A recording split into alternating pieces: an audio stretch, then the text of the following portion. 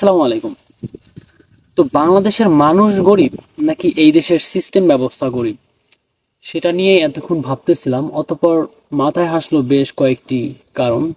তো আপনাদের সাথে শেয়ার করি, দেখি আপনাদের মতামতের সাথে মিলে কিনা।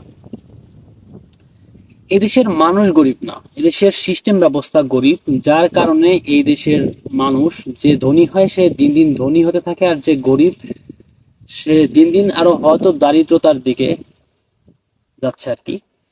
তো তার মেইন কয়েকটি পয়েন্ট হলো পপুলেশন প্রেশার, অর্থাৎ জনসংখ্যা বৃদ্ধি।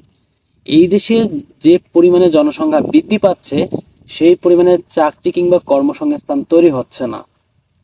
আর এটি হলো আনএমপ্লয়মেন্ট। এই জনসংখ্যা বৃদ্ধির কারণে এদেশের মানুষ শিক্ষিত হওয়া সত্ত্বেও তারা চাকরি পাচ্ছে না। আর সবচেয়ে মেজর যে জিনিসটা এই দেশে ঘিরে আছে সেটি হলো করাপশন, দুর্নীতি।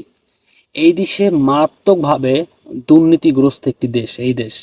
এদেশের মানুষের রন্ধে রন্ধে রক্তে রক্তে দুর্নীতি ঢুকে গেছে।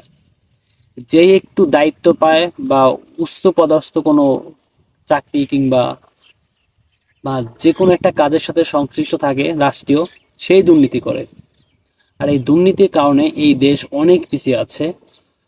আর কি হলো ল্যাক অফ অপরচুনিটি, মানে মেধা থাকা সত্ত্বেও এদেশের মানুষের সুযোগ সুবিধার অভাবে অনেক মানুষ বেকারত্ব কিংবা দারিদ্রতার দিকে ঝুঁকছে।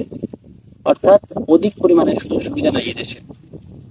তো এই চারটি পয়েন্ট নিয়ে যদি এই দেশের সরকার কাজ না করে, তাহলে এই দেশ থেকে দারিদ্রতা বা এদেশ গরিবতার মানে গরিব, যে এই দেশটা, এই গরিবের খাতা থেকে এই দেশটা মুক্তি পাবে না।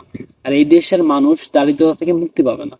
অর্থাৎ এই চারটি পয়েন্ট নিয়ে যদি এই দেশের সরকার কাজ করে, আশা করি এই দেশের মানুষ মানে দারিদ্রতার নামটা থেকে অনন্ত রেহাই পেতে পারবে।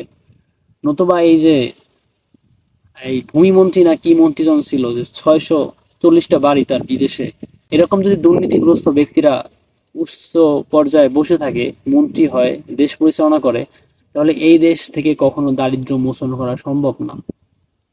আপনার কি মনে হয় এদেশের মানুষ গরিব নাকি এদেশের সিস্টেম ব্যবস্থা গরিব?